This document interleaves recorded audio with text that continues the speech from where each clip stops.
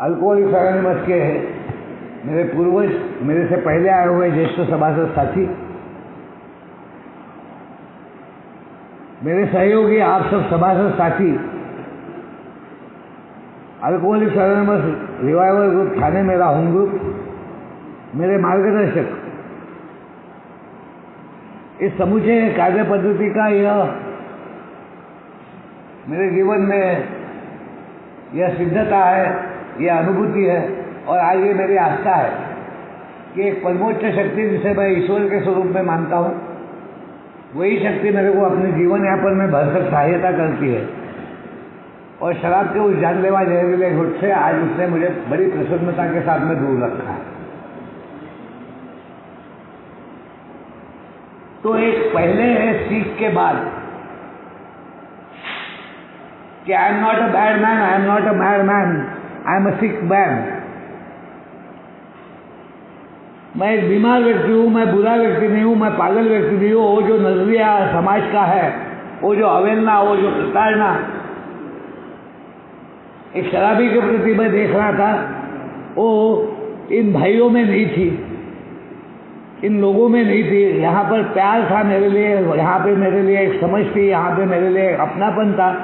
कई दिनों के बाद में मुझे यह एहसास हुआ था कि मैं अपनों के बीच में हूँ,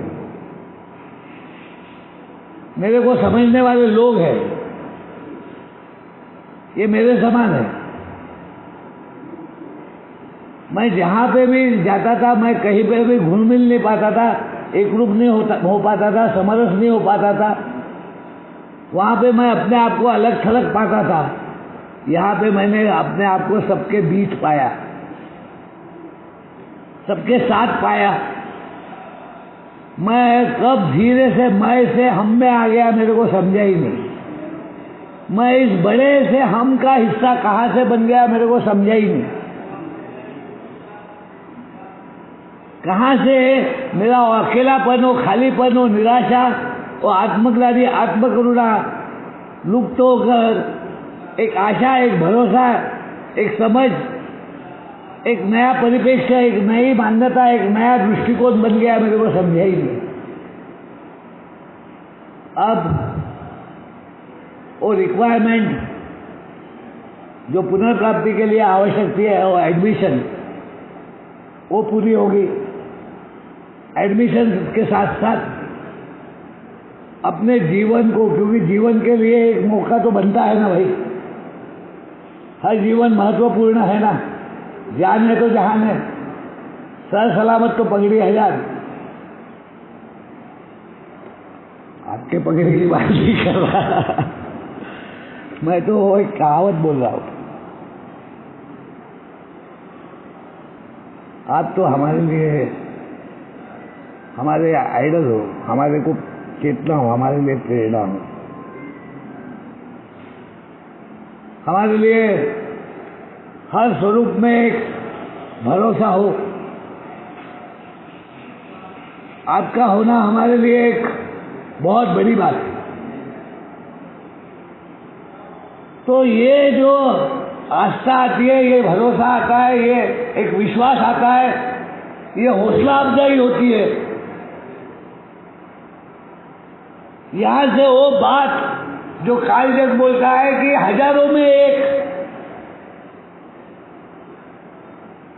संभव है, संभवतः ऐसा हो ही नहीं पाता कि पहले की मान्यता, पहले की कल्पना, पहले के बने हुए परिप्रेक्ष्य, पहले का नजरिया, पहले की विचारसरणी, पहले का चाल चलन एक तरफ हटके नई सोच, नई विचारधारा, नए तौर तरीके, नई मान्यताएं, नए बिलीफ, नई परिप्रेक्ष्य से जीवन यापन करना शुरू कर देना और उस जीवन पद्धति को अपना कर एक अमूलाग्र परिवर्तन का जीवन जीना, ये हजारों में, लाखों में एक में होता है।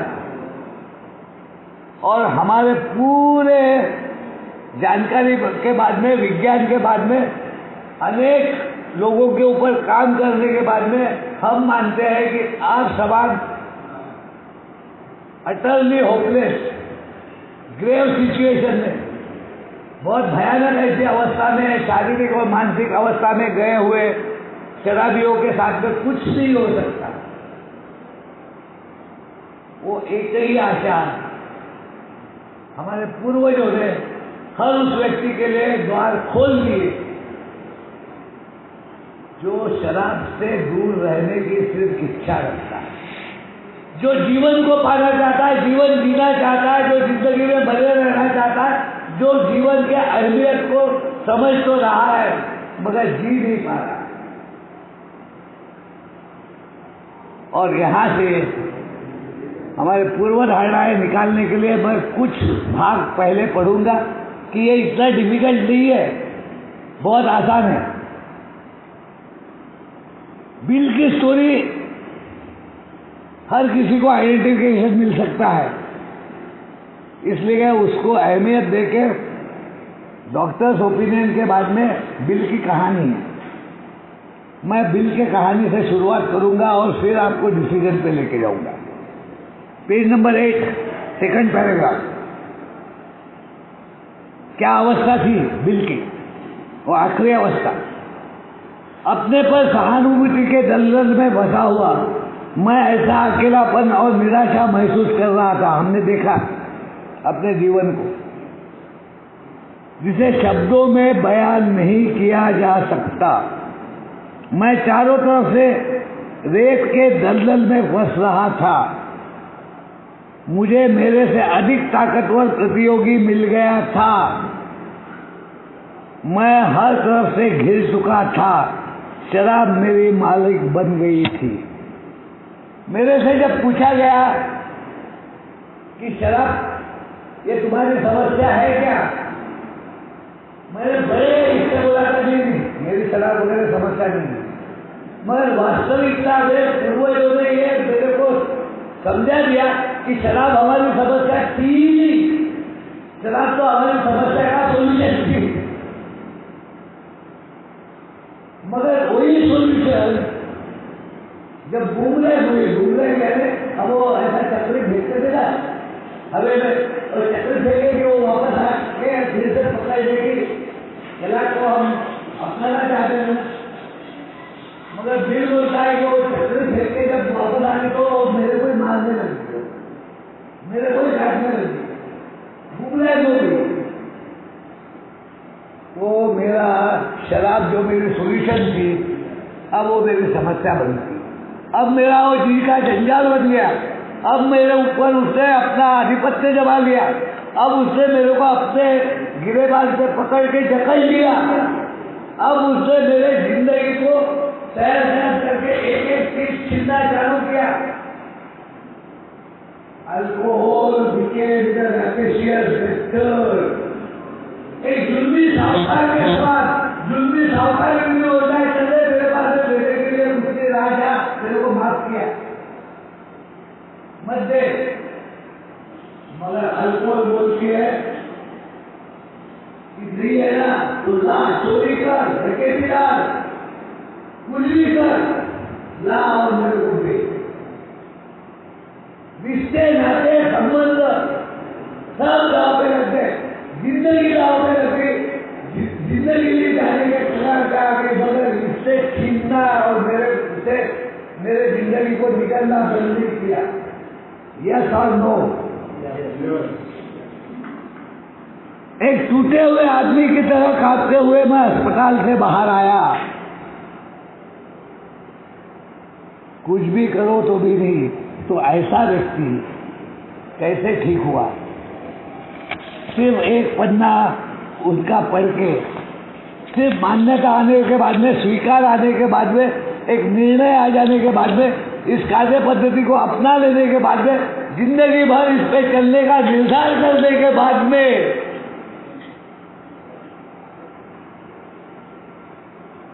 एक जागृति के साथ में, एक साक्षी भाव के साथ में साक्षात्कार पाके चमत्कार अपने जिंदगी में होने की एहसास कोई नहीं, उसको वास्तविकता में देखते हुए कि यार वो पीने का विचार खत्म हो गया, जीने का विचार चालू हो गया, वो मरने का विचार खत्म हो गया।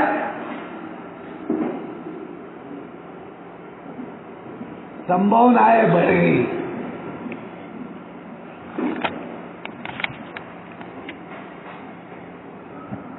Page number 12, 3rd paragraph, bill story. क्या कहा ईबीटी ने? क्योंकि मेरे जिंदगी में इस कार्य पद्धति के द्वारा जो प्रॉमिसेस आते हैं उससे पहले एक भरोसा किया जाता है, एक प्रॉमिस मेरे ओल्ड टाइमर्स मेरे को करते हैं, इसीलिए भी बिल्कुल कुछ संभावनाओं को बताने के बाद में, जानकारी देने के बाद में, उसको जागरूक करने के बाद में, उसको अपने जिंदगी के द्वारा अपने जिंदगी को दोबारा देखने का मौका देने के बाद में, अपने जिंदगी का साक्ष्य लेने के लिए, एविडेंस लेने के लिए साक्षीदार बनाकर साक्षात्कार के पहले, आध्यात्मिक जागृति के पहले, आध्यात्मिक राह पर आने के पहले उसने उसको कुछ प्रॉमिसेस दिए। मैं वहां तक पढ़ने जा रहा हूं। मेरे मित्र ने उस समय मेरे सामने एक असाधारण ये पूरे चित्र को पलट देने वाले, कहानी को मोड़ देने वाले, ये एक पिक्चर में हम देखते हैं ना कि मध्यांतर के पहले जो विलन था, मध्यांतर के पहले जो खड़ा हुआ बंदा था, मध्यांतर के बाद में वो हीरो बन जाता। ये एक अलग कहानी का स्वरूप यहां से चालू हो रहा है। मेरे मित्र ने उस समय मेरे सामने एक असाधारण विचार रखा। उसने कहा, तुम अपनी धारणा का ईश्वर क्यों नहीं चुन लेते? God of your own understanding. अब हायर पावर से मेरे को गॉड की कोई ना कोई संकल्पना, ईश्वर की कोई ना कोई संकल्पना में ज्यादा है। ये पक्का है कि alone I can, together we can, मगर ये भी उतना ही सत्य है कि what we cannot God can, ये भी उतना ही सत्य है। जो हम मिलके भी नहीं कर सकते वो हमारे लिए भगवान करता है, इसकी साक्ष्य भी हमको मिल गई है। तो I should have some understanding of God. मेरी किसी ना किसी प्रकार की एक समझ अपने भगवान की होना ही चाहिए। इस बात का मेरे मन पर गहरा असर हुआ। शराब ने गहरा असर किया ना, गहराई तक। अब इस बात ने भी उससे ज्यादा गहरा और उससे ज्यादा प्रभावशाली और उससे ज्यादा उत्तेजना देने वाला और उससे ज्यादा मेरे जीवन को निराशा से आशा में लेके जाने वाला प्रभाव दिया। असर मेरे मन पर गहरा असर हुआ। उसका परिणाम क्या हुआ? जिस बर्फ के बौद्धिक पर्वत की छाया में मैंने क्या कहा, बुद्धिजीवी अहम, मैंने क्या कहा था, इंटेलेक्चुअल प्राइड, मैंने क्या कहा था, होशियारी का गर्व, मैंने क्या कहा था, अपने चालाकी के ऊपर ज्यादा भरोसा, मैंने क्या कहा था कि मेरे समान छुपा उत्तर को नहीं यार, मगर मेरे से बढ़कर कोई तो भी छुपा उत्तर है, ये बात को मेरे को मानना पड़ा। मेरे से ज्यादा बड़ा कोई तो भी कलाकार है, ये मेरे को मानना पड़ा। और वही बात बिल साहब कहते हैं, इस बात को मेरे मन पर गहरा असर हुआ। जिस बर्फ के भौतिक पर्वत की छाया में मैं कई वर्षों में से कांपता हुआ जी रहा था, कांपता हुआ कि मैं कर लूंगा, मेरे को हो जाएगा, मेरे को कोई चिंता नहीं है, मेरे को कोई समस्या नहीं है, बाएं हाथ का खेल है, चुटकी बजाऊंगा तो सब कर दूंगा। कुछ नहीं हुआ। किसी कांपता हुआ जी रहा था, वह अचानक ही पिघलने लगा। ईगो डिप्लेशन एट डेप्थ, अहम का टूटना, मैं का टूटना। ओ मैं जिसके सहारे मैं जीना चाहता था, वो मैं खत्म होना, उसके बिगड़ मेरा पुनर्जीवन नहीं होने वाला, मैं पुनर्जीवित नहीं होने वाला, मैं जीवन में नहीं आने वाला, मैं शिक्षित नहीं होने वाला, मैं ग्रो नहीं होने वाला। मेरे को वो समझदारी प्राप्त नहीं होगी, वो शहानपन नहीं आएगा, वो अकलमंदी नहीं आएगी, वो कॉमन सेंस नहीं आएगा, अच्छे बुरे का भेद नहीं समझेगा।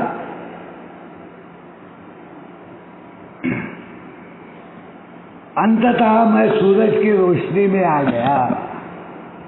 अंधेरा जीवन, निराशा का जीवन, आत्मग्लानि आत्मकरुणा का जीवन खत्म खत्म।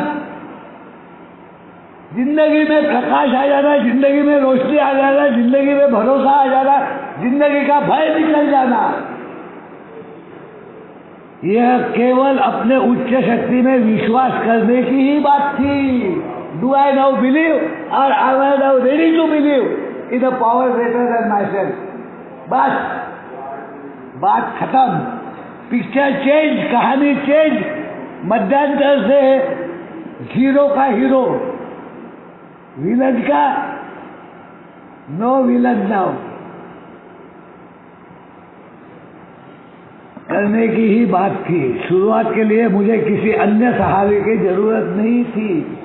फेलोशिप है, भाईचारा है, अपनापन है, अपनत्व है, इतना बड़ा परिवार है, घर से दूर एक घर है, यहाँ पे सब कुछ, सब लोग मेरे लिए, मेरे अच्छे के लिए बने हुए हैं, तत्पर है। मैंने सोचा कि इस बिंदु से शुरुआत की जा सकती है। अभी वो फाउंडेशन हो गया, अभी ये नींव का पत्थर, अभी एक कॉर्नरस्टोन, एक प्रवेश द्वार, एक बत्तीस जगह से, एक संतुलित जीवन से, एक छोटे से सहने हुए जीवन से एक बाहर निकलने का जो रास्ता देता, वो बाहर निकलने का रास्ता बन के मैं उस प्रवेश द्वार से नए जीवन में आने वाला हूँ। देखो क्या बोलता है। यह केवल अपने उच्च शक्ति में विश्वास की करने की बात थी। शुरुआत के लिए मुझे किसी अन्य सहारे की जरूरत नहीं। मैंने सोचा कि इस बिंदु से शुरुआत की जा सकती है। पूर्ण स्वेच्छा की नींव पर मैं भी वह सब कुछ पाऊंगा जो मैंने अपने मित्र में देखा था, जो मैंने अपने मित्र में देखा, जिन्होंने मुझे मित्र के रूप में स्वीकारा, जिन्होंने मुझे गले लगा के कहा कि आ यार, मैं तेरा दोस्ती हूँ, मैं तेरे समान ही हूँ, मैं ठीक हो सकता हूँ, तू भी ठीक हो सकता है। क्या मैं यह कर पाऊंगा? क्यों नहीं, बिल्कुल कर पाऊंगा। हाँ या ना?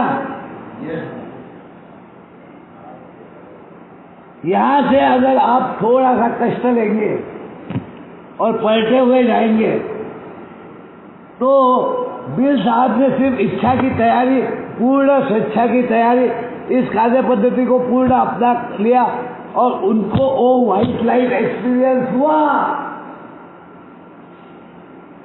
वो जेल में बैठे, उन्होंने कोई अरेंज नहीं किया, किसी को जाकर मिले नहीं थे, उन्होंने कोई अपने लॉन्च पे लिखा नहीं की थी, उन्होंने सिर्फ उसकी तैयारी कर ली थी और अपने मित्र को कुछ बातें स्वीकार करके बोल दी थी उसी अस्पताल में। और उस अस्पताल से बाहर आके वो मुक्त हो गए थे और उनको ये समझ में आ गया था, ये उसके दिमाग में बहुत बड़ी कल्पना, एक नियोजन के तहत भगवान ने डाल दी थी कि जो तुझे मैंने दिया वो मुझे दूसरों तक लेके जाना पड़ेगा। वही में बिल बोलता है कि जो मुझे मुफ्त में मिला वो वही तक एक्सपीरियंस के बाद वो मुझे अन्य शराबी जो जीवन यापन करने वाले, जो छापित समझे जा रहे, जो युगों युगों से मर जा रहे, उन तक लेके जाना है। ये साधारण बात नहीं है। वो उसके बाद में मिलने अपना हर कोशिश लगा देगा। और मैंने कल भी ये बताया कि 6 बजे तक कोई रिजल्ट नहीं आना और उससे जिसको निराशा मिला, मगर उसकी पत्नी लुइस ने ये कहना कि ये कार्य करने के कारण 6 महीने से तू नहीं पिया है, देर नहीं लगी, वर्किंग के लिए देर नहीं लगी। पूजा करेगा, फलाना करेगा।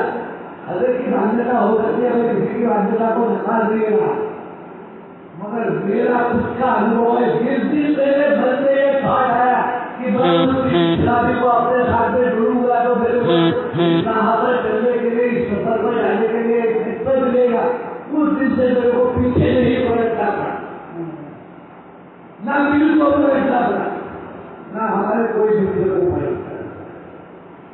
और इसलिए अल्पों का अनुभव ये हमेशा कहता है कि मेरे नथिंग वर्क, कुछ भी काम नहीं करता, लेकिन अगर अल्पोरिक 100% वर्क मोटिव, इंटेंशन, ड्यूटी, इरादा, ये नहीं है, धोखा नहीं होना चाहिए।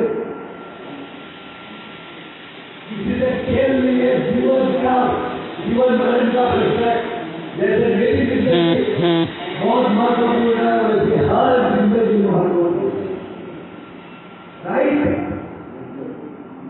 तो हम सब प्रोसेस में जाएंगे, मगर जो भी मौका आपको मिलता है एक पीड़ित भाई को राह दिखाने का, कम से कम ये तो बोल सकते हैं, यार भाई यहाँ पे जा रहा हूँ, अभी मेरे पंचम भाई के साथ में बात करके अपने 2 दिन का अनुभव होता है ना, अच्छा लगा। 2 दिन का आदमी जब बात कर सकता है तो क्या 6 महीने, 8 महीने, 10 महीने, 1.25 साल, 1.5 साल, 2 साल, 5 साल होगा आदमी एक तरह भी बात करके उसको यहाँ पे आके बिठा दिया। यहाँ पे बैठने के बाद इतने सारे लोगों को देखिए, उसको आशा भी नहीं सकती। यहाँ पे देखने के बाद हमारे परिवार का एक सदस्य और ज्यादा हमारे साथ जुड़ नहीं सकता। जैसे मेरे को जोड़ा गया, मेरा जीवन बचाया गया, वैसा और दूसरे का जीवन बचना है, लेकिन मेरे को खुशी नहीं होगी, मेरे को आनंद नहीं आएगा, मेरे को उन्माद नहीं आएगा, आएगा। तो अब आगे बढ़ते हैं डिसीजन के तरफ। ये जरूर पढ़ना, इसको समझ लेना। बिल साहब का, डॉक्टर बॉब का, बिल ली का, तीनों का अनुभव पढ़ना। डॉक्टर बॉब ऑपरेशन को जाते वक्त थर थर कांप रहे थे, उनसे ऑपरेशन होगा या नहीं होगा ये संभावना नहीं थी। उनके हाथ फील करने के लिए बिल उनके पास में था, बिल में उनको बियर दिलाई और बाद में ऑपरेशन को गए। और ऑपरेशन करने के बाद में वो सीधा इमरजेंसी में अपने उन लोगों से जाकर मिलने लग गए जिनके साथ में उन्होंने कुछ गलतियां की थी। वो वापस आए, अरे 7वीं स्टेज क्रॉस हो गई। और फिर डॉक्टर बॉब ने अपने 15 साल के जीवन के काल में 1935 10 जून 1935 से 1950 तक 5000 शराबियों को मध्यमुक्त जीवन जीकर अच्छा जीवन जीने के लिए पूर्ण निस्वार्थ भाव से 1 पैसे का भी कभी लालच न रखते हुए मदद की। 5000 लोग यानी 15 साल में 5000 लोग यानी कैलकुलेट करके देखो, दिन में एक आएगा, रोज का एक व्यक्ति को सोलह कैसे करके प्लस वार्ड में लाके क्लीन हाउस करके हेल्थी नगर में उन्होंने छोड़ दिया। और डॉक्टर बॉब कहते हैं इसके लिए क्या हुआ, वो 15 मिनट की मीटिंग एक फोन कॉल के बाद में जिसने किया हुआ फोन कॉल क्यों अपने आप को सात्विक रखने के लिए, अपनी सोसाइटी बनाए रखने के लिए, अपनी रिकवरी मेंटेन करने के लिए दूसरे शराबी की आवश्यकता थी। Recovery maintain found a subring alcoholic ने रिकवरी नहीं पाई। रिकवरी में जाके सबरिंग अल्कोहलिक को रिकवरी बनाए रखने के लिए ढूंढा। फिर से मैं इस बात पे बहुत जोर दे रहा हूँ, बेसिक है और उसके कारण डॉक्टर बॉब और बिल साहब की मीटिंग हुई तो 15 मिनट की मीटिंग, शायद 60 घंटा के लिए, और डॉक्टर बॉब कहते हैं कि ऐसा इस आदमी ने क्या कहा जो दूसरे दुनिया भर के लोग नहीं कर पाए। इससे मेरी भाषा बोली, इसको मार लैंग्वेज, उन्होंने जो मुझे बताया वो अनुभव के आधार पर थी, वो पूरी तरह जानते थे कि वो क्या बोल रहे हैं। और इसको मार लैंग्वेज, इसको the language of the heart, और दिल को छूने वाली, दिल को झंझोड़ने वाली बात थी। वहीं पे स्केप्टिक, संशयवादी, हमारा तीसरा मेंबर दिल जी, जो पेशे से वकील था, जिसको बेड से बाहर के रखा था, उससे डॉक्टर बॉब और बिल मिलने गए। जो चित्र हम देखते हैं कि बेटे बड़े में व्यक्ति बैठा है और दो जन उससे बात कर रहे। The first A group which started, वो सोबर होकर आने के बाद एडवांसिटी से लोगों को मिलके आने के बाद डॉक्टर बॉब बिल को कहते हैं, तमाम बिल लेट्स स्टार्ट आवर बिजनेस, चलो हमारा काम शुरू करते हैं। और उन्होंने अपने हॉस्पिटल में जानना चाहा कि कोई ऐसा व्यक्ति है क्या कि जो शराबियत से पूर्णता ग्रसित है। हाँ बोले, एक तो बात क्या है, तो बोले उसको वहां से सुनो, एक प्राइवेट कमरे में डालो, हम उसे मिलने आ रहे। पहली मीटिंग में दूसरी बार, दूसरे मीटिंग में 2 मीटिंग उसके साथ में करने के बाद दिल्ली इनको बोलता है अपनी पत्नी को फोन करके कि हाँ मेरा सामान बात, मैं इनके साथ में जा रहा हूँ।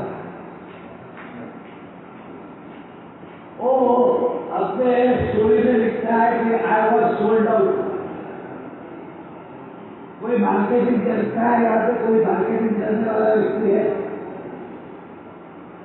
तो मार्केटिंग में क्या होता है कि हमारा प्रोडक्ट हम बेचते हैं ना, ग्राहक को बताते हैं ना, इन दोनों ने मिलकर अपना प्रोडक्ट यानी रिकवरी उसको बताइए और उससे वो खरीदिए, खरीद लिया ना वो तैयारी कर। तो let's make a decision now. तो हमने पूर्वाग्रह छोड़ने की आवश्यकता को देखा, कंटेम्प्ट बिफोर इन्वेस्टिगेशन ये ब्लॉग देखा, हमने उस बात को भी देखा कि हमारे बेनिफिट क्या है, हमारे रिश्ते नाते संबंधों में कटुता आ गई है, हम भावनिक रीत्या संतुलित नहीं है, हम दुखी कष्टी जीवन जी रहे, वो देखा। वो देख के हम इस मान्यता पे आए, इस बिलीफ पे आए कि हमसे बढ़कर एक शक्ति हमको हमारा मानसिक स्वास्थ्य, एक सद्विवेक, एक संतुलन, एक संयमित जीवन का आधार बनकर हमारे जीवन यापन करने में हमारी सहायता कर सकती है। Now a decision to have that power.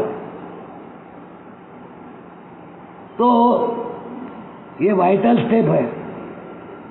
ये अभी वो कॉर्नर स्टोन जो रखा है, वो नींव का पत्थर जो रखा है, उसके ऊपर एक आर्च बनाने की बात है।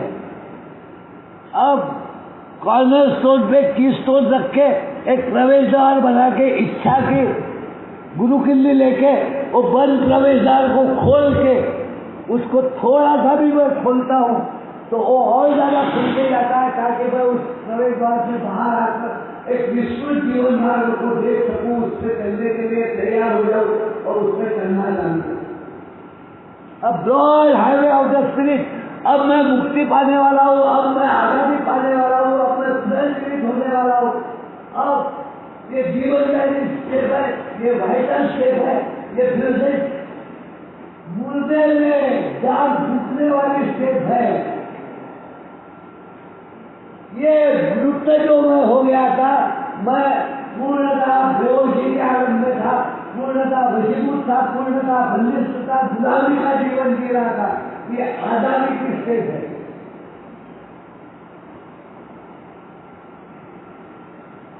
English 3rd 4th page 62nd para, Hindi new same, Hindi old page 82nd para.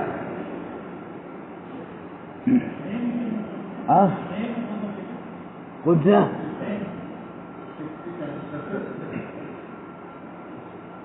60 था।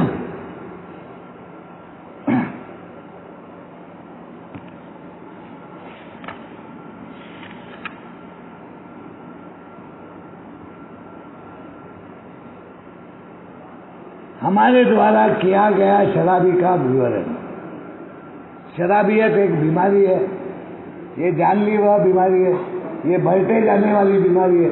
ये जानकारी जो हमको वैद्यकीय शास्त्र से मिली, हमारे अनुभव में उसकी सिद्धता आई, हमारे पूर्वजों ने उसको समझकर अपने अनुभवों के आधार पर एविडेंशियली मुझे दिखा दिया कि क्या मैं इस बीमारी के अंतर्गत आ गया हूँ। अगर मैं बीमारी के अंतर्गत आ गया हूँ तो मैं बहुत भयानक ऐसी अवस्था में हूँ जहाँ से जीवित रह पाना असंभव है। मेरे को मेरे जीवन के प्रति अगर लगाव है, मैं जीना चाहता हूँ, जान है तो जान है, तो मैं वो पाना चाहता हूँ जो वो जीवन जो इनको प्राप्त हुआ। ये बड़े खुशी से आनंद से जी सकते हैं, तो मैं भी उस खुशी से आनंद से जीना चाहता हूँ। तो ये कह रहे हैं कि तू वो करने को तैयार है जो हमने किया, तू कुछ कदमों पे चलने को तैयार है। तो हमारा शराबी का किया हुआ विवरण आज्ञावादियों संबंधी अध्याय कि हमारी पूर्व धारणाएं, पूर्व कल्पनाएं, पुरानी सोच, पुरानी नजरिया, पुराना दृष्टिकोण, पुरानी बातों को पकड़ के रखना, ये कितना घातक था। हमारे पहले और बाद में दिए गए व्यक्तिगत अनुभवों से, व्यक्तिगत अनुभवों की जगह मैं ये कहूँगा कि हमारे पुराने कारनामे और नए साहसिक कारनामे, earlier adventures we have done earlier and afterward. मौत के कुएं का खेल खेले ना हम, मालूम है खतरा है फिर भी घुसे ना हम, मालूम है अच्छा नहीं होगा फिर भी हमने उठाया ना गिलास, मालूम है धरना टूट रहा है फिर भी हम पीछे बैठेगा, मालूम है नौकरी जा सकती है फिर भी हमने ऐसी नौकरियां कही आएंगी, रात मारता हुआ ऐसे नौकरी को करके नौकरी छोड़कर बैठेगा। अब और साहस करना पड़ेगा। अभी एक नया एडवेंचर जर्नी करनी पड़ेगी। अब एक निर्णय करके एक नए सफर पे निकलना पड़ेगा। अब बैठ के रह के होने वाला नहीं, अब खुद के खड़े होकर चलने के लिए तैयार होना पड़ेगा। अब पुनर्वापसी करनी पड़ेगी। अब मुझे एक नए सफर पे निकलना पड़ेगा। Am I ready?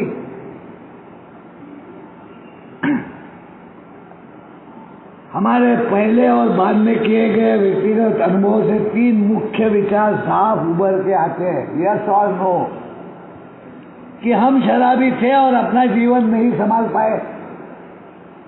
हाँ या ना? अरे आपको बोलना पड़ेगा। ये 3 मूलभूत बातें सबके जीवन में प्रकर्ष से इसकी सिद्धता आई या नहीं आई, ये बात मुझे सुननी है, यस और नो।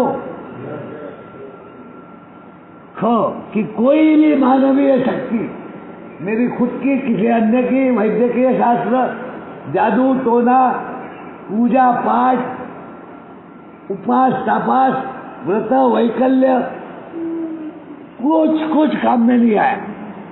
कि कोई भी मानवीय शक्ति हमें हमारे शराबीपन से छुटकारा नहीं दिला सकती थी, यस और नो। कि ईश्वर ही कर सकते हैं और करेंगे अगर हम उन्हें खोज लें, यस और नो। क्या बोलते भाई? हाँ क्या बोलते हैं? बस इस बस ये काम चलता है, ये काम चलता है, ये काम चलता है। अगर मैं काम करूं तो ये काम है ना, तो क्या हम काम करने को तैयार है? Are we ready to go into action? अभी तक सिर्फ रिफ्लेक्शन था, अभी एक्शन में जाना है। एक्चुअली अभी कृति करना है, कृतात्मा होना है। अभी भरोसे को आगे लेके जाके एक एक्शन मोड में आके अपने जीवन को हीरो की तरह जीना है, यस।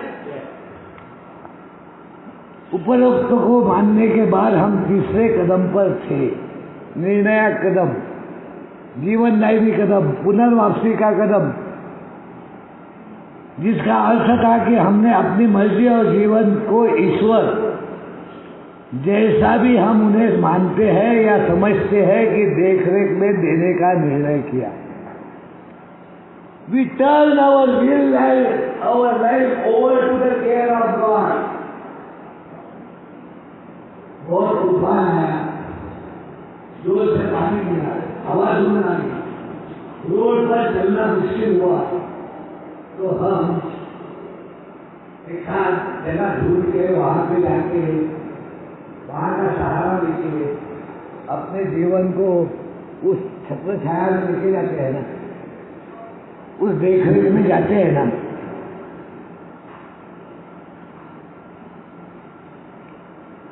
जाते हैं कि नहीं जाते? एक छाता हमको भीगने से बचाता है, एक रेनकोट हम पहन के बारिश से अपने आप को भीगने से बचाते हैं ना। तो मुझे अपने जीवन को देखरेख करने के लिए और संभालने के लिए और जीवन यापन के लिए अब ईश्वर पे भरोसा करना, और ईश्वर के तरफ जैसी भी मेरी मान्यता है, मेरा जीवन उसके देखरेख में देना पड़ेगा। हमारे लिए इसका क्या अर्थ है और हम इसके लिए क्या करना है, मुझे समझना पड़ेगा। इसका मतलब क्या है, इसका अर्थ क्या है और मुझे क्या करना है। सबसे पहली आवश्यकता यह है कि हम स्वीकार करें कि अपनी मर्जी पर चलने वाला जीवन सफल नहीं होता। मैं चाहे ये करूं, मैं चाहे वो करूं, मेरी मर्जी नहीं चला, नहीं चला, नहीं चला। मेरे मर्जी का, मेरे इच्छा का जीवन नहीं चला, असफलता आई, सफल नहीं हुआ। ऐसी सोच रखते हुए हम हमेशा किसी ना किसी वस्तु या व्यक्ति के साथ टकराव में ही रहते हैं। संबंधों में कटुता आई, मधुरता निकल गई, अपनापन निकल गया, प्यार निकल गया, समरसता निकल गई। टकराव में रहते थे, चाहे हमारा उद्देश्य कितना भी नेक क्यों न हो, कितना भी नेक। मेरा इरादा सब कुछ अच्छा करना था, परिवार को बचाना चाहता था, मैं प्रेम से जीना चाहता था, मैं किसी को धोखा देना नहीं चाहता था, मैं किसी को दुखाना नहीं चाहता था, मगर सब उल्टा हुआ। Boomerang, boomerang. अधिकांश व्यक्ति अपनी इच्छा अनुसार जीवन जीने का प्रयत्न करते हैं, खुद की इच्छा से लाया हुआ तूफान। Self will run right. हर व्यक्ति एक ऐसे कलाकार की तरह है। देखो मेरे जिंदगी का ड्रामा, देख लो क्या है कि नहीं है। देखो खुद के जिंदगी का ड्रामा। हर व्यक्ति एक ऐसे कलाकार की तरह होता है जो पूरा नाटक स्वयं चलाना चाहता है। मेरी जिंदगी में चलाते हुए सब कुछ मेरे मन के मुताबिक करना चाहता था, सबको मैं गवर्न करना चाहता था, सबके ऊपर अधिकार करना चाहता था, मैं सर्वश्रेष्ठ होना चाहता था, मैं सर्वोत्तम होना चाहता था, मैं सर्वोत्तम जीवन चाहता था। हुआ क्या? नतीजा क्या हुआ? वह हमेशा ही स्टेज पर रोशनी, नृत्य और वातावरण सब मैं डिसाइड करूं। मैंने वो खेल का उदाहरण दिया, क्रिकेट का उदाहरण दिया। एक बच्चे को क्रिकेट का सामान मिलने के बाद में वो गेम खेलने के लिए अपने मित्रों को बुला के क्या करता है वो भी बताया। अब मेरे सामने हमारे पूर्वज नाटक का उदाहरण रख रहे हैं। वातावरण, दृश्य और अन्य कलाकारों को अपने हिसाब से ही व्यवस्थित करना चाहता है। वह सोचता है कि उसके द्वारा की गई व्यवस्था ही लागू हो और अन्य कलाकार उसकी इच्छा के अनुसार कार्य करे तो नाटक बहुत सफल होगा। उसके साथ अन्य सभी लोग खुश हो जाएंगे, जीवन बहुत आनंददायक होगा। यही विचारधारा के साथ, यही विचारसरणी के साथ, यही सोच के साथ, यही मान्यता के साथ, यही प्रवृत्ति के साथ क्या मैंने अपने जीवन को हर वक्त जीने का प्रयास नहीं किया? इस प्रकार की व्यवस्था करने के प्रयास में ही मैं हमारा कलाकार कभी कभी बहुत सदाचारी, अब मेरा रियल मेंटल ऑब्सेशन कि वही चीज करना, मेरी इंटेलिटी, वही बातें दोहराना और हर वक्त परिणाम अलग आएगा ये सोचना, वो कैसा था? वो मेरा मेंटल ऑब्सेशन कि someday I will prove that I am not a loser, I am a winner. Someday I will prove I am not bad. मैं बुरा नहीं हूँ, मैं पागल नहीं हूँ, मैं गलत आदमी नहीं हूँ, मैं सर्वश्रेष्ठ व्यक्ति हूँ। ये प्रूव करने की, अपना स्थान पाने की, अपना वजूद बचा के रखने की, अपनी जिंदगी में अपना एक स्थान बनाने के लिए मैं क्या कुछ नहीं कर दूंगा। मेरे असुरक्षित जीवन को सुरक्षित करने के लिए मैं क्या कुछ नहीं कर दूंगा। मेरी सुरक्षितता मैं भौतिक चीजों के प्राप्ति में, भौतिक संबंधों में, इस भावनिक और इस मायाजाल में, इस मोह माया के चक्कर में, इस पूरे जिसको बोला जाता है कि एक ऐसा चक्रव्यूह जिसमें मैं घुसा अंदर मगर निकल नहीं पा रहा था। उसमें ये कलाकार का उदाहरण बड़े गौर से देखो। इस प्रकार की व्यवस्था करने के प्रयास में हमारा कलाकार कभी कभी बहुत सदाचारी हो जाता है, सबके लिए सब कुछ कर देगा, खुद को लुटा देगा, कोई विचार नहीं करेगा। मेरे पास में पैसा है, पानी है, मेरा खुद का है, नहीं है। सामने वाला बोल रहा है कि 2 लाख होगा तो मैं सारा इधर उधर से करके बीवी के गहने डाल के उसको ले जाके 2 लाख रुपए देके अपना महत्व बनाना चाहता हूँ, अपने आप को सिद्ध करना चाहता हूँ कि मैं कितना खड़ा चाहिए। अपनी दुनिया को उजाड़ रहा हूँ, अपने संबंधों की बात कर रहा हूँ, अपना जीवन खत्म कर रहा हूँ, अपनी व्यवस्था को रास मार रहा हूँ और दूसरे के जीवन की व्यवस्था बनाने को देख रहा हूँ।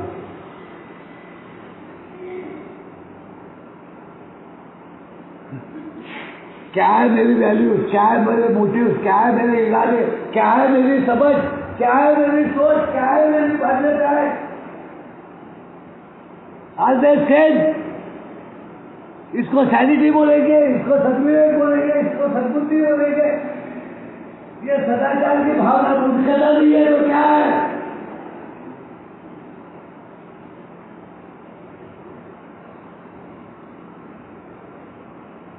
इस प्रकार की व्यवस्था करने के प्रयास में हमारा कलाकार कभी कभी बहुत सदाचारी हो जाता है, वह दयालु, दूसरों का ध्यान रखने वाला। अरे यार अपन दोस्त है यार, तेरे लिए कुछ भी। अरे घर में खाने को नहीं है, घर में बच्चे की पढ़ाई नहीं हो रही, उसके लिए किताबें नहीं है, वो बेचारा कैसे तो भी छठी चप्पल पहन के स्कूल जा रहा। बच्ची को इंजीनियर होना है, उसको इंजीनियर होने के लिए मेरे पास में व्यवस्था नहीं है। वो एजुकेशन लोन लेके अपना इंजीनियरिंग कर रही, लड़का होशियार मेरिटोरियस स्टूडेंट है, उसको सीए होना है। व्यवस्था बाप स्टेशन में बोला, बाप तो पड़ा हुआ है। नाटक का कलाकार सर्वोत्तम समझने वाला बेहोश है और बच्चा एजुकेशन लोन हो रहा है। जीवन चलने वाला है, मैं रहूं नहीं रहूं, जीवन रुकने वाला नहीं है। मैं जीवन के साथ में चलता हूं या नहीं चलता हूं, यही सवाल है और कुछ नहीं है।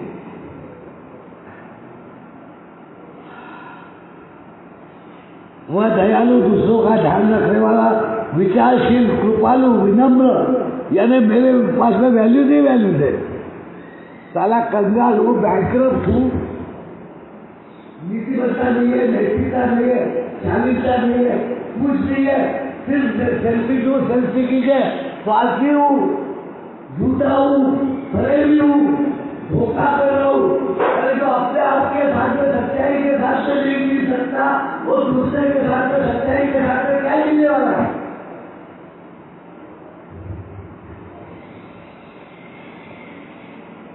विचारशील, कृपालु, विनम्र और स्वयं को न्यौछावर करने वाला भी हो सकता है, और दूसरी ओर वह घटिया, अहंकारी, अब ये दो रूप आ गए, दोहरा व्यक्तिमत्व आ गया, अंदर एक बाहर एक, मुखवटे आ गए, अब ये ड्यूअल पर्सनैलिटी आ गई। अब ये है कौन, लोगों को समझ में नहीं आ रहा, इसको क्या बोले, इसको अच्छा बोले कि बुरा बोले, लोगों को नहीं समझ में आ रहा।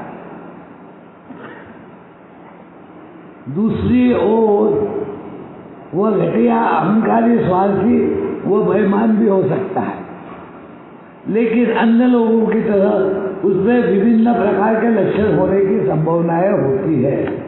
आमतौर पर होता क्या है, उसका नाटक इतना अच्छा नहीं चल पाता, वह यह सोचना शुरू कर देता है कि जिंदगी उसके साथ अच्छा व्यवहार नहीं कर रही है। तो यार ये जिंदगी ऐसी है, मैं मेरे पैदाइश को ये करता हूँ, मैं मेरे माँ बाप को दोष देता हूँ, मैं मेरे रिश्ते संबंधों को नकार देता हूँ। मैं सोचता हूँ कि यार प्रशांत भाई के समान, जैसे प्रशांत को माता पिता मिले, उसके समान मेरे को माता पिता मिले रहते तो मैं क्या बोल रहा था।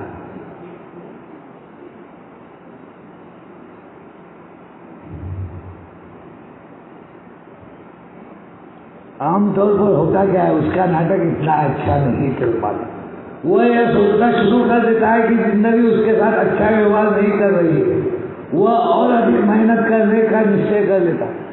कई बार मैं गिरा, कई बार नाकामयाब हुआ, फिर उसे उठ के खड़े होके मैंने बड़े निश्चय के साथ में कहा कि अब मैं ये अच्छा करूँगा।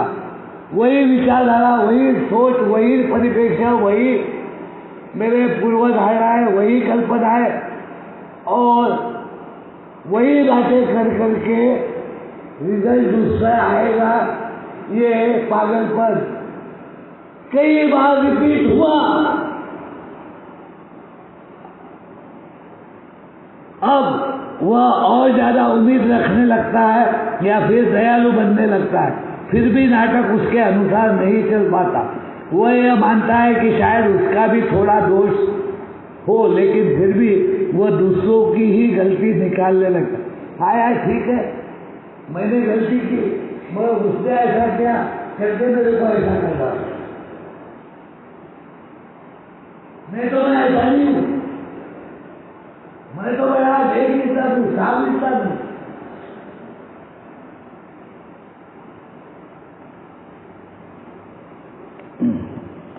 वह गुस्से, घृणापूर्ण और आत्मदयालु हो जाता है। उसकी मूल समस्या क्या है? What is the root cause? उसकी मूल समस्या क्या है? दयालु होते समय भी क्या वो वास्तव में स्वार्थी नहीं होता? क्या अगर तुम मेरे विवरण को सुन रहे हो तो तुम नहीं बोलोगे क्या सारा सेल्फी है यार, कितना स्वार्थी इंसान नहीं है? बोलोगे ना, मेरे को देख रहे आप इस प्रकार से विवरण में आपको मेरा विवरण आपके सामने रख रहा हूँ, तो क्या समझोगे आप? क्या चित्र दिखेगा आपका? क्या चरित्र मेरा दिखेगा आपको? दिखेगा ना? दयालु होते समय भी क्या वह वास्तव में स्वार्थी नहीं होता? क्या वह इस गलतफहमी का शिकार नहीं कि अगर वह सब चीजों को अपने हिसाब से जैसा वह सोचता है वैसे व्यवस्थित कर ले तो वह इस दुनिया से सुख और संतुष्टि पा सकता है? क्या बाकी कलाकारों को पता नहीं कि उसको क्या चाहिए? क्या इतने मूर्ख है लोग कि मेरे मोटिव को नहीं समझेंगे, मेरे इरादे को नहीं समझेंगे, मैं किस प्रकार का कपट खेल रहा हूं वो नहीं समझेंगे? इतनी मूर्ख दुनिया है क्या? इतने नासमझ लोग है क्या? मैं एक अकलमंद हूं, बाकी सब मूर्ख है।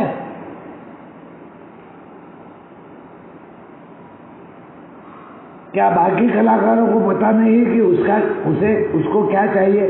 क्या उसकी यह शैली उनको प्रतिशोध लेने के लिए नहीं उकसाती? अरे यार, जिस दिन मेरे को बच्चे बोला था, मेरा खुद का बच्चा, राहुल रहने दो ना बाबा, रहने दो, मालूम है तुम क्या हो, क्या पढ़ा रहे बोले मेरे को मत पढ़ा। मगर ये कार्यक्रम की कार्य पद्धति आज ये है कि वही बच्चा कुछ भी करने से पहले आके बोलता है कि बाबा ऐसा ऐसा करना है, करूँ क्या करना? ये इस कार्य पद्धति में किया हुआ फर्क है, ये वास्तविकता है, ये सत्य है, जिसको खुद के लोगों ने नकार दिया था वो वापस दोबारा अपने लोगों में जाकर अपना एक स्थान प्राप्त कर सका है।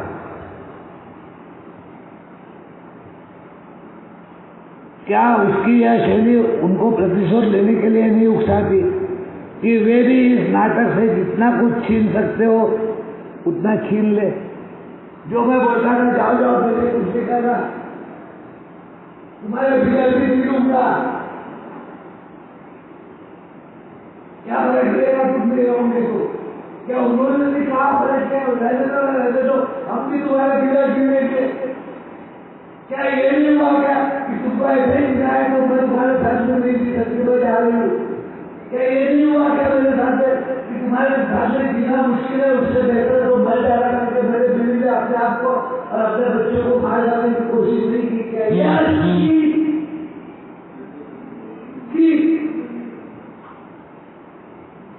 क्योंकि मैंने उसका जीवन दूभर कर दिया, मैं वो तूफान बन गया जो अनेक जिंदगियां रोकते हुए निकल गया और मेरे को उसकी कल्पना ही नहीं। मैं तो उसी जीवन को सत्य जीवन मान रहा हूं।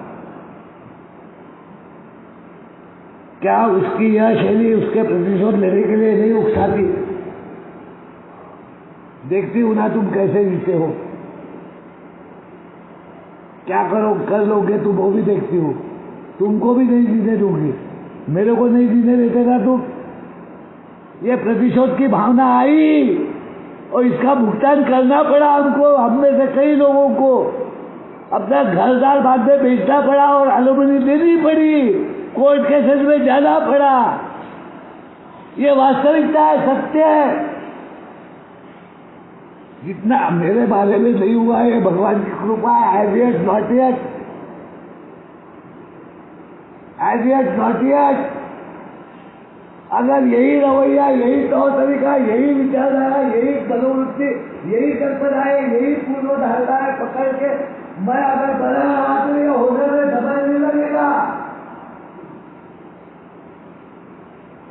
ये बीमारी बढ़ते जाने वाली है, कभी भी दुरुस्त होने वाली है। इसको अरेस्ट कर सकते हैं, इसको रोक सकते हैं, होने से आप इसको अपने आप को बचा सकते हैं। हर होली को होली कर दे, ये हो सकता है। बस 5 मिनट्स। क्या वह अपने उत्तम क्षणों में भी सौहार्द के जगह, मधुरता के जगह, विफलता, सक्सेस के जगह असफलता पैदा कर सकता है? हमारा यह कलाकार आत्मकेंद्रित है, जिसे आजकल के लोग अहम केंद्रित कहते हैं। This is that selfishness, self seeking, self centredness. वह एक सेवानिवृत्त, देखो ये मैं ही नहीं हूँ, मेरे को दुनिया में ऐसे बहुत सारे बीमार व्यक्ति मिलने वाले हैं। सिर्फ बीमार व्यक्ति यहाँ पे जमाओं के सुधार की प्रक्रिया में नहीं है। अब भाग्यशाली है कि हम इस दुनिया में जी नहीं पाए, यहाँ पे बीमारी प्रमुख मिलता है। हम तो भाग्यवान है कि शराब हमारी समस्या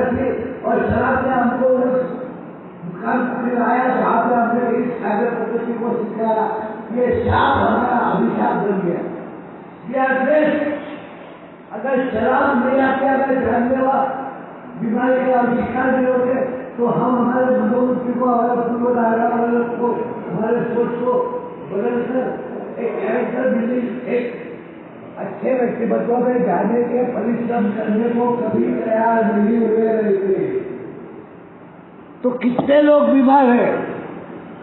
हमारा यह कलाकार आत्म केंद्रित है, जिसे आजकल के लोग अहम केंद्रित कहते हैं। वह एक सेवानिवृत्त व्यापारी, मैं नहीं बोलता था साला पैसे का घमंड दिखाता, पैसा करके बात कर रहा है, उनसे मैं नाराज नहीं था क्या।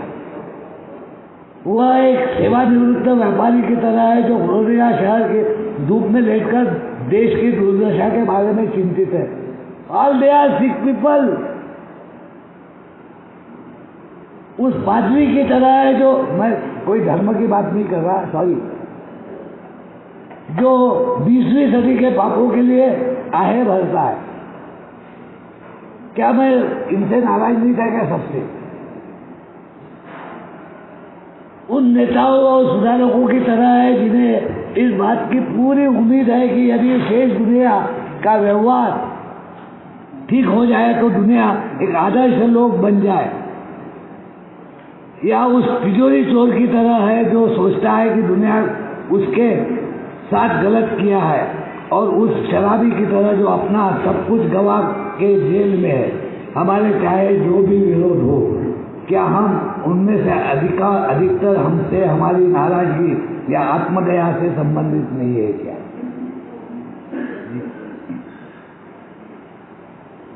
स्वार्थी पद। अब एक मेरे को अल्कोहल धर्म दिवस का सदस्य बनने के लिए कुछ भी देना नहीं पड़ेगा, मगर रिकवरी प्राप्त करने के लिए मेरे को एक बहुत बड़ी कीमत चुकानी पड़ेगी। मेरे को अपने मैं को, आत्म के पिता को, मेरे इस धर्मी देश को तोड़ना पड़ता है, तोड़ना पड़ता है।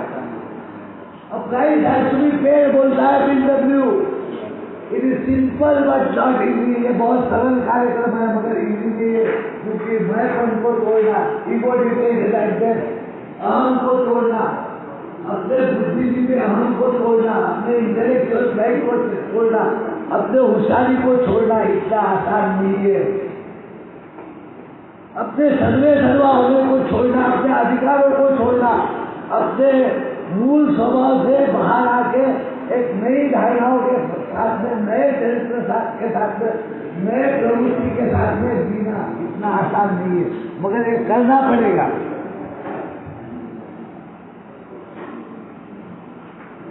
सैकड़ों प्रकार के भय, खुद पर भ्रम, स्वार्थ और आत्मदया के कारण हम अपने साथियों से आघात पहुंचाते हैं और वह इसका प्रतिकार करते हैं। कभी कभी बिना उत्साह किए वह हमें चोट पहुंचाते हैं, परंतु हमने सदा यह पाया कि अतीत में हमने स्वार्थ के आधार पर कुछ निर्णय लिए, जिन्होंने बाद में हमें ऐसे स्थिति में ला खड़ा किया यहाँ हम चोट पहुंचे। इसलिए हम सोचते हैं कि हम स्वयं ही अपने दुखों के निर्माता है। ये हम से ही उत्पन्न होते हैं और एक शराबी स्वेच्छा से हुए विनाश का अति का उदाहरण होता है, हालांकि वह ऐसा नहीं सोचता। सर्वप्रथम हम शराबियों को इस स्वार्थीपन से छुटकारा पाना पड़ेगा। ये शराब का बंधन नहीं है, ये मैं का बंधन है। हमें इसको हर हाल में दूर करना ही होगा, अन्यथा यह हमें मार डालेगा। ईश्वर ही ये संभव कर सकते हैं। सामान्यतः ये देखा गया कि ईश्वर की इच्छा के बिना अपने स्वार्थीपन से छुटकारा पाने का कोई मार्ग नहीं है। हम में से भी बहुतों को नैतिक और दार्शनिक धारणाओं में बहुत विश्वास था। मॉरलिटी, एथिकल वैल्यूज, मैंने हर वक्त ये कोशिश की कि मैं झूठ नहीं बोलूँगा, मैं सच्चाई पे चलूँगा, मैं नैतिकता के साथ में चलूँगा। नहीं हुआ। उन पर खरा नहीं उतर सके, न ही हम चाहते हुए भी अपनी शक्ति द्वारा अपनी आत्म केंद्रितता को कर सके। इसके लिए हमें ईश्वर की सहायता चाहिए थी। यह उस कैसे और क्यों का उत्तर है। This is the answer. ये जीवनदायी है। हो गया सर 2 मिनट। सबसे पहले हमें ईश्वर बनना बंद करना पड़ेगा। मैं सर्वे सर्वा नहीं हूं, मैं संपूर्ण नहीं हूं, मैं परिपूर्ण नहीं हूं। I am not perfect. मुझे मेरा इम्परफेक्शन स्वीकार करना पड़ेगा। मुझे मेरा अधूरापन स्वीकार करना पड़ेगा। मैं अधूर हूँ, अपूर्ण हूँ, ये मेरे को स्वीकार करना पड़ेगा। ये मुझे मानना पड़ेगा। मेरे बाल बच्चों के अंदर, मेरे पत्नी के अंदर, मेरे माँ बाप के अंदर, मेरे संबंधों के अंदर मेरा अस्तित्व ही नहीं है। मैं कुछ नहीं हूँ, वो है तो मैं हूँ। ये मुझे मानना पड़ेगा। इसने काम नहीं किया। इसके पश्चात हमने यह निर्णय लिया कि अब से हमारे जीवन के नाटक के निर्देशक ईश्वर ही होंगे। मेरा निर्देशन नहीं चला, ईश्वर के निर्देशन में मैं चलने को तैयार हुआ। वह हमारे स्वामी है और हम उनके कर्मचारी। वह पिता है और हम उसके बच्चे हैं। अच्छे विचार अधिकतर सरल होते हैं और यह अवधारणा उस नए विजय द्वार की मुख्य मीनार थी जिससे होकर हमने स्वतंत्रता पाई। हम मुक्त हुए, हम आजाद हुए, हमने नया जीवन पाया, हम पुनर्जीवित हुए। जब हमने वास्तव में ऐसी अवस्था को प्राप्त कर लिया तो हर तरह की असाधारण बातें होने लगी। हमें एक नया मालिक मिल गया। सर्वशक्तिमान होने के कारण वह हमारी सब जरूरतों को पूरा करते हैं, बेशक हम उनके समीप रहे और उनका कार्य अच्छे ढंग से करें। बहुत महत्वपूर्ण। सेल्फ सेंटर से गॉड सेंटर हो जाना।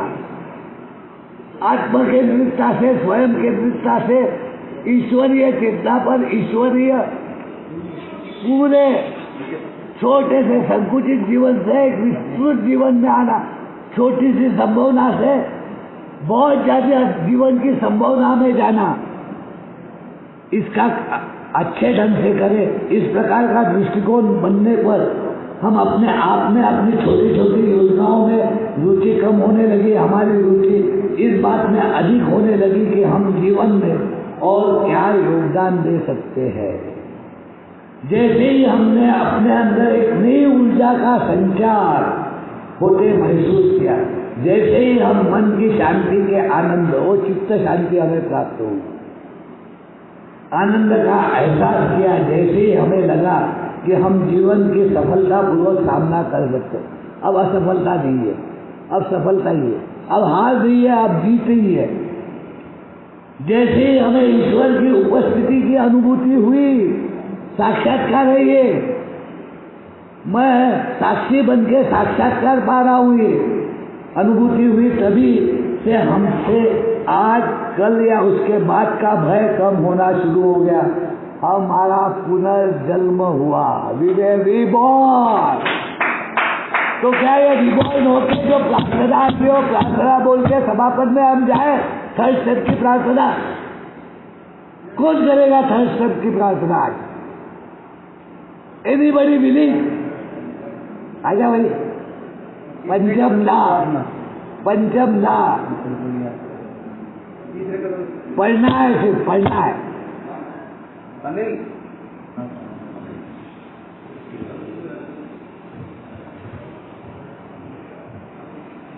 हेलो दोस्तों, मेरा नाम पंचम है, मैं शराबी हूँ। हे प्रभु, मैं स्वयं को शांति से पहले हे प्रभु बड़े मस्त ऊंची आवाज में बोलो और सबको बोले हे प्रभु मैं स्वयं को आपको समर्पित करता हूँ। मैं स्वयं को आपको समर्पित करता हूँ। आप जैसा चाहे मेरा निर्माण करें। आप जैसा चाहे मेरा निर्माण करें। जैसा चाहे मुझे रखे। जैसा चाहे मुझे रखे। मुझे मेरे स्वयं के बंधनों से मुक्ति दिलाने। मुझे स्वयं के बंधनों से मुक्ति दिलाए। ताकि मैं बेहतर ढंग से आपकी मर्जी अनुसार चल सकूं। ताकि मैं बेहतर तरीके से आपकी मर्जी अनुसार चल सकूं। मेरी कठिनाइयों को दूर करे, मेरी कठिनाइयों को दूर करे, ताकि उन होने वाली विजय और लोगों के लिए साक्षी बन सके। ताकि उसके ऊपर होने वाली विजय उन लोगों के लिए साक्षी बन सके जिन्हें मैं आपकी शक्ति, आपके प्रेम और आपके जीवन के ढंग को समझाने में सहायता करूं। जिन्हें मैं आपकी शक्ति, आपका प्रेम, और आपके जीवन जीने के ढंग को समझाने में सहायभूत हो सकूं। मैं हमेशा आपकी इच्छा अनुसार चलूं। मैं हमेशा आपकी इच्छा अनुसार चलूं। इस कदम को उतारने से पहले हो गया। Thank you. तो दोस्तों, स्व से मुक्ति पाकर आजाद होकर एक नए जीवन में आने के लिए आप सबको क्या करने को ना, बताइए देने को ना। Yes, congratulation, you are revolve. तालियां हो जाए। Thank you so much. Celebrate this day as a new life of your alcoholic anonymous ने जो गिफ्ट आपको दी है, वो गिफ्ट है कि I am revolve today. Thank you so much. God bless. Thank you भाई। नमस्कार साथी, मेरा नाम